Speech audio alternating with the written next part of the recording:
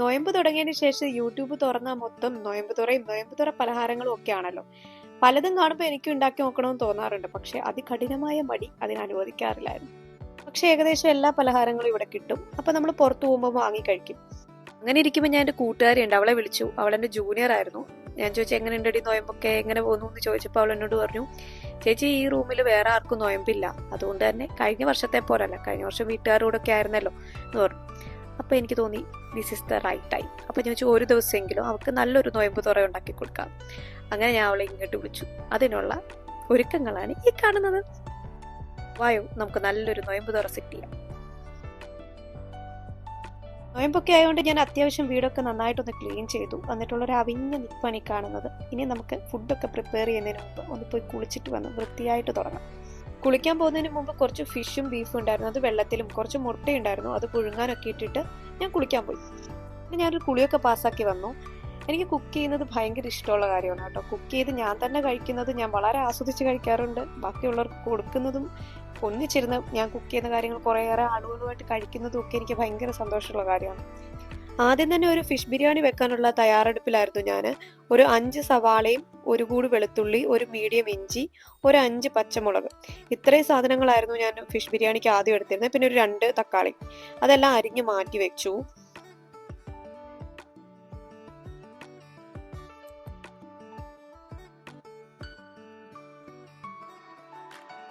പിന്നെ ഇഞ്ചി വെളുത്തുള്ളി പച്ചമുളക് എല്ലാം കൂടെ ഞാൻ മിക്സി ഇട്ടൊന്ന് അരച്ചെടുത്തിട്ടുണ്ട്. പിന്നെ ഒരു അരക്കപ്പ് തേങ്ങായും കുതിർത്തിട്ട് ഒരു കുറച്ച് അണ്ടിപ്പരിപ്പ് കൂടെ ഞാൻ അരച്ചെടുക്കുന്നുണ്ട്. അങ്ങനെ ഇത്രയും സാധനങ്ങളാണ് നമുക്ക് മസാല ഉണ്ടാക്കാനായിട്ട് വേണ്ടത്. അടുത്തത് നമുക്ക് ചോറുണ്ടാക്കാം. ചോറുണ്ടാക്കാൻ വേണ്ടിയിട്ട് ഞാൻ ഒരു പാത്രം എടുത്ത് അതിനകത്തേക്ക് കുറച്ച് നെയ്യ് ഒഴിച്ച് ഞാൻ എടുത്തിരിക്കുന്നത് ജീരകശാല അരിയായിരുന്നു. ജീരകശാല അരി ഒന്ന് വറക്കുന്നുണ്ട്. വറക്കുമ്പോൾ ഒന്ന് തൊടാതിരിക്കും. പിന്നെ നല്ലൊരു മണം വരും കേട്ടോ ബിരിയാണിയുടേതായ. അതൊന്ന് വറുത്തിട്ട് നമുക്കൊന്ന് അടച്ചു വെച്ച് വേവിക്കണം. ഈ കുതിർത്തിട്ട സമയത്തെ വെള്ളമയം ഒക്കെ ഒന്ന് വറ്റാൻ വേണ്ടിയിട്ടാണ് ഈ അടച്ചു വെച്ച് വേവിക്കുന്നത്. ഇനി നമുക്ക് വെള്ളം ഒഴിച്ചു കൊടുക്കാം. വെള്ളം ഒഴിച്ചേക്കുന്നതിന്റെ അളവെന്ന് പറയുന്നത്, ഞാൻ അരി കിടക്കുന്നതിന് 1 ഇഞ്ച് മേളിലാണ് വെള്ളം ഒഴിച്ചേക്കുന്നത്. പിന്നെ അരിക്ക് പിടിക്കാനുള്ള ആവശ്യത്തിനുള്ള ഉപ്പിട്ട് കൊടുത്തിട്ടുണ്ട്. പിന്നെ ഒരു കഷ്ണം പട്ട, ഒരു ബേ ലീവ്സ്, ഒരു 4 ഗ്രാമ്പൂ, ഒരു ചെറിയ പൂവിന്റെ ഒരു ഇതള് ഒക്കെ ഇട്ട് കൊടുത്തിട്ടുണ്ട്. എന്നിട്ട് നന്നായിട്ട് ഇളക്കി കൊടുക്കാം. എന്നിട്ട് അടച്ചു വെച്ചിട്ട് വേവിക്കാം. അടുത്തത് നമുക്ക് അടുത്തിടെ താരമായിരുന്ന കൂന്തൽ നിറച്ചത് ട്രൈ ചെയ്യാം. അതിന് വേണ്ടിയിട്ട് ഞാൻ കുറച്ച് കൂന്തൽ എടുത്ത് നന്നായിട്ട് വൃത്തിയാക്കി വെച്ചിട്ടുണ്ട്. പിന്നെ കൂന്തലിന്റെ തലഭാഗം, ഒരു കണ്ണൊടിച്ചിട്ടുള്ള തലഭാഗം ഞാൻ സ്കിന്നൊക്കെ കളഞ്ഞിട്ട് എടുത്തിട്ടുണ്ട്. അത് ചെറുതായിട്ട് അരിയാം. പിന്നെ ഒരു 3 സവാള, പിന്നെ ഒരു ചെറിയ കഷ്ണം ഇഞ്ചി, ഒരു 2 അല്ലി വെളുത്തുള്ളിയൊക്കെ വേണം. അത് നമുക്ക് ഒന്നിച്ചിട്ട് ചോപ്പ് ചെയ്ത് മാറ്റി വെക്കാം. ഈ കൂന്തൽ നിറയ്ക്കാനുള്ള മസാലയ്ക്ക് വേണ്ടിയിട്ടാണ് കേട്ടോ. ഇനി നമുക്കൊരു കടായി വെച്ച്, കടായി ചൂടാകുമ്പോൾ നമുക്കിനകത്തിലേക്ക് കുറച്ച് വെളിച്ചെണ്ണ ഒഴിച്ച് ചോപ്പ് ചെയ്ത് വെച്ചിട്ടുള്ള സവാള, ഇഞ്ചി, വെളുത്തുള്ളി ഇതെല്ലാം കൂടെ ചേർത്ത് ഇട്ട് കൊടുത്ത് അതിലേക്ക് കുറച്ചൊരു ഉപ്പ് ഇട്ട് കൊടുത്തിട്ട് നമുക്ക് നന്നായിട്ട് വഴറ്റിയെടുക്കാം.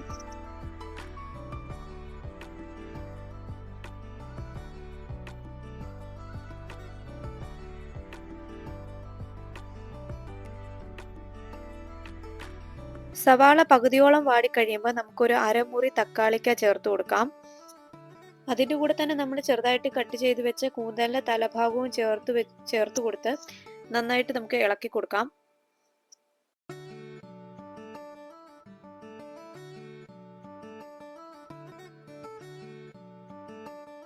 അടുത്തത് ഞാൻ ബിരിയാണിക്ക് വേണ്ടിയിട്ടുള്ള ഫിഷ് വറക്കാൻ വേണ്ടിയിട്ട് ഇട്ടു.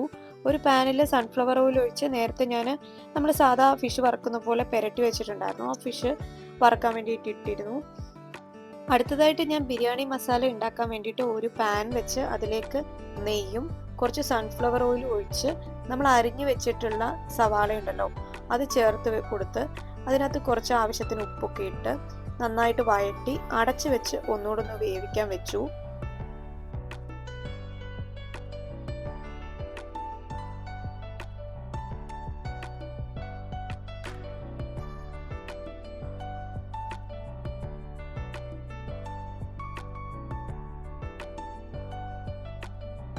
ബിരിയാണി മസാലയ്ക്ക് വേണ്ടി സവാള അത്യാവശ്യം നന്നായിട്ട് വാടണം കേട്ടോ. അതുകൊണ്ട് ഞാൻ അടച്ചു വെച്ചു.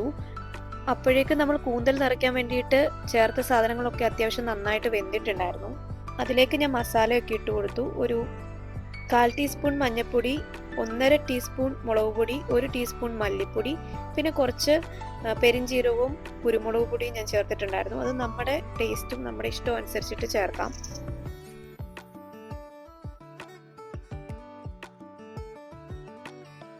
കൂന്തൽ നിറച്ചതിലേക്കുള്ള മസാലയൊക്കെ ഏകദേശം റെഡി ആയിട്ടുണ്ട്. ഇനി നമുക്കൊരു കാപ്പി കുടിച്ച് കുറച്ചുകൂടെ എനർജറ്റിക് ആവാം.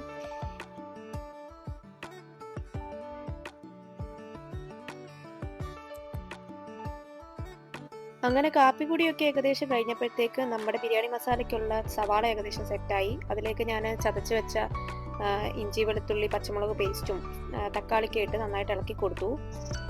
അങ്ങനെ അതും ഏകദേശം വാടി വന്നപ്പോഴത്തേക്ക് ഞാൻ 2 ടീസ്പൂൺ മുളക് പൊടി, 1.5 ടീസ്പൂൺ മല്ലിപ്പൊടി, പിന്നെ ഒരു 1/2 ടീസ്പൂൺ ബിരിയാണി മസാല, പിന്നെ ഒരു 1/4 സ്പൂൺ മഞ്ഞൾപ്പൊടി ചേർത്തു. കാരണം 2 ടീസ്പൂൺ മതി, കാരണം നമ്മൾ പച്ചമുളക് ഇട്ടതായതുകൊണ്ട് അത്രയും മതിയാവുമായിരിക്കും. എന്നിട്ട് ഇത് പച്ചമണം മാറുന്നിടം വരെ നന്നായിട്ട് ഇളക്കി കൊടുത്ത് നമുക്കൊന്ന് സെറ്റാക്കി എടുക്കാം. അങ്ങനെ ബിരിയാണി മസാല ഏകദേശം സെറ്റായി. ഇനി ഇതിനകത്ത് ചേർക്കേണ്ട 2 പ്രധാന കാര്യങ്ങളുണ്ട്. ഒന്ന് വറുത്ത് വെച്ച മീൻ ഞാൻ ഒരെണ്ണം ചേർക്കാറുണ്ട്. പിന്നെ നമ്മൾ അരച്ച് വെച്ച തേങ്ങയും കശുവണ്ടി പേസ്റ്റും ചേർക്കാറുണ്ട്. നമ്മൾ ഫിഷ് ബിരിയാണി ഉണ്ടാക്കുമ്പോൾ ഫിഷ് ഇങ്ങനെ മസാലയിൽ പൊടിച്ചിടുന്നത് നല്ല ടേസ്റ്റാണ് കേട്ടോ. നല്ലൊരു ഫ്ലേവർ കിട്ടും മസാലയ്ക്ക്. എങ്കിലും ഒരുപാട് ചേർത്ത് കഴിഞ്ഞാൽ കൊള്ളത്തുമില്ല കേട്ടോ. ഭയങ്കര ഒരു ഫിഷിൻ്റെ ഫ്ലേവർ മുന്നിൽ നിൽക്കും. അതുകൊണ്ട് ഞാനിപ്പോൾ ഒരു ചെറിയ ഫിഷിൻ്റെ പീസ് മാത്രമേ എടുത്തിട്ടുള്ളൂ.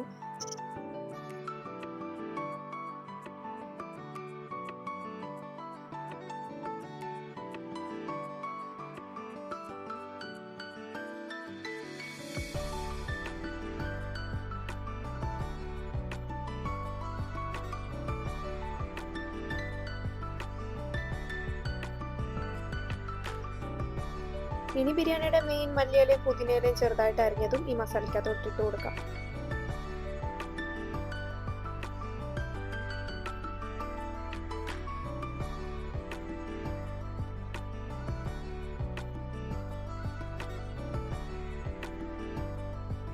അങ്ങനെ മസാല ഫുള്ള് സെറ്റായി. ഇനി നമുക്ക് ഓരോ മീനായിട്ട് ഈ മസാലയിൽ വെച്ച് കൊടുക്കാം.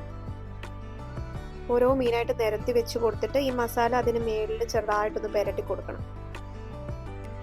അങ്ങനെ ബിരിയാണി മസാല എല്ലാം റെഡി ആയിട്ടുണ്ട്. അതിൻ്റെ ഇടയ്ക്ക് ഞാൻ ഇനി കൂന്തൽ നിറയ്ക്കാൻ വെക്കാമെന്ന് വിചാരിച്ചു. കാരണം നോയമ്പ് തുറക്കുമ്പോൾ സ്നാക്സും ഡേറ്റ്സും ഒക്കെയാണല്ലോ കഴിക്കുന്നത്. എനിക്ക് ഏകദേശം നോയമ്പ് തുറക്കാനൊക്കെ ഉള്ള സമയമായിക്കൊണ്ടേയിരിക്കുന്നു. അങ്ങനെ കൂന്തൽ മസാലയൊക്കെ നിറച്ച് ഏറെ വൈകിയാണ് ഞാൻ എൻ്റെ ടൂത്ത് പിക്ക് ഇല്ലെന്നുള്ള കാര്യം മനസ്സിലാക്കിയത്. അങ്ങനെ പിള്ളേരെ വരട്ടുന്ന ഒരു ചൂരൽ ഇരിപ്പുണ്ടായിരുന്നു. അത് കഴുകി ചെറുതായിട്ട് മുറിച്ച് അതാണ് ഞാൻ ടൂത്ത് പിക്കിന് പകരം ഈ ഫില്ലിങ് വെളിയിൽ പോകാതിരിക്കാൻ വേണ്ടിയിട്ട് കൂന്തലിൽ കുത്തിവെച്ചത്.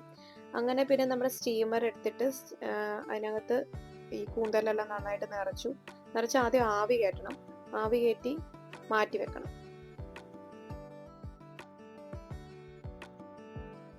നമ്മൾ ചോറ് വേവിച്ച് മാറ്റി തണുക്കാൻ വേണ്ടി വെച്ചിട്ടുണ്ടായിരുന്നു ബിരിയാണിയുടെ. അതിനി നമുക്ക് ദമ്മാക്കാൻ വേണ്ടിയിട്ട് സെറ്റ് ചെയ്യാം. ചോറിട്ട് കൊടുത്തു. സെക്കൻഡ് ലെയറായിട്ട് നമ്മൾ മസാലയൊക്കെ ഇട്ട് കൊടുത്തു. അതിന് മേളിലും ചോറിട്ട് കൊടുത്തു. പുതിനയില, മല്ലിയില, പിന്നെ കാഷ്നട്ട് അങ്ങനെയെല്ലാം ഇട്ട് കൊടുത്തിട്ട് നമ്മൾ മറ്റേ അലൂമിനിയം ഫോയിൽ വെച്ചിട്ട് ദമ്മാക്കാൻ വേണ്ടിയിട്ട് വെച്ചു. കൂന്തൽ നിറച്ചതൊക്കെ വെന്തിട്ടുണ്ടായിരുന്നു. അത് നമുക്ക് ഒരു പാനിൽ ഒരു ഇച്ചിരി വെളിച്ചെണ്ണ ഒഴിച്ച് അതിലേക്ക് ഒരു ശകലം മുളക് പൊടി ഇട്ട് കൂന്തൽ ജസ്റ്റ് ഒന്ന് ഫ്രൈ ചെയ്തിട്ട് എടുക്കാം.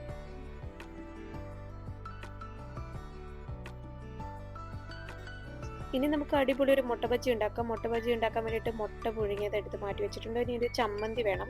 ചമ്മന്തിക്ക് വേണ്ടിയിട്ട് ഒരു 1/2 കപ്പ് തേങ്ങ, ഒരു ചെറിയ ഇഞ്ചി കഷ്ണം, ഒരു 2 പച്ചമുളക്, പിന്നെ കുറച്ച് പുതിനയില, അതെല്ലാം കൂടെ അരച്ച് പിന്നെ ഈ മുട്ട പൊളിച്ച് അതിനകത്തെ ഉണ്ണി ഉണ്ടല്ലോ, ഉണ്ണി അതിനകത്തിട്ട് ഈ ചമ്മന്തിക്കകത്തിട്ട് നന്നായിട്ട് മിക്സ് ചെയ്യണം. അങ്ങനെ മിക്സ് ചെയ്ത് കഴിയുമ്പോൾ ഈ പരുവം ആവും. അതങ്ങനെ മാറ്റി വെക്കാം. ഇനി നമുക്കൊരു ബാറ്റർ തയ്യാറാക്കണം. അതിനുവേണ്ടി 1/4 കപ്പ് കടലമാവ്, 1/4 കപ്പ് മൈദ, കുറച്ച് ഉപ്പിടുക, കുറച്ച് മുളക് പൊടി ഇടുക. എന്നിട്ട് നമ്മുടെ ദോശമാവിൻ്റെ പരുവത്തിൽ കലക്കിയെടുക്കാം. ഇനി നമുക്ക് നേരത്തെ നമ്മൾ ഉണ്ടാക്കി വെച്ചിട്ടുള്ള ആ ഫില്ലിങ് മുട്ടയിലേക്ക് നന്നായിട്ട് പുരട്ടി കൊടുക്കാം. എന്നിട്ട് നമുക്ക് ആ ബാറ്ററിൽ മുക്കിയിട്ട് വേണം വറക്കാൻ വേണ്ടിയിട്ട്.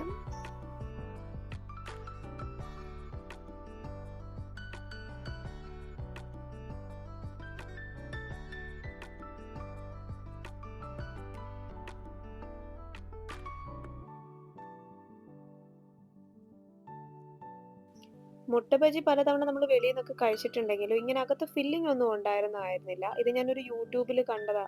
ഒരു യൂട്യൂബ് ഷോർട്സിൽ. അപ്പൊ ഞാൻ വിചാരിച്ചായിരുന്നു ഇങ്ങനെ ഒന്ന് ഉണ്ടാക്കി നോക്കണമെന്ന്.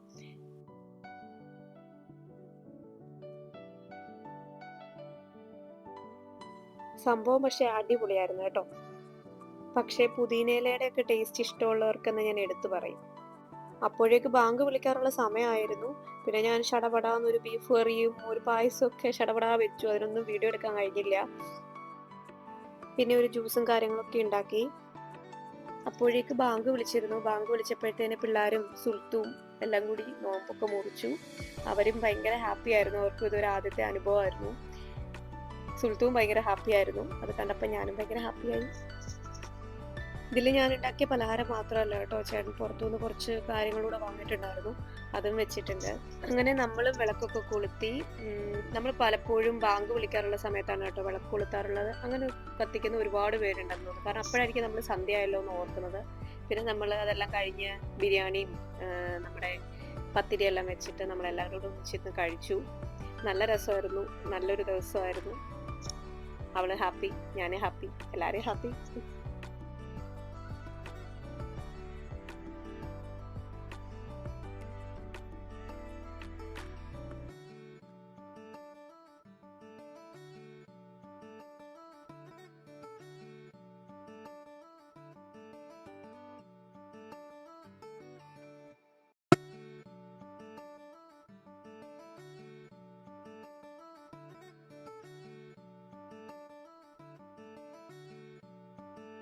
അങ്ങനെ ഒരുപാട് സന്തോഷവും സംതൃപ്തിയും ഉള്ള ഒരു ദിവസം അങ്ങനെ കഴിഞ്ഞു.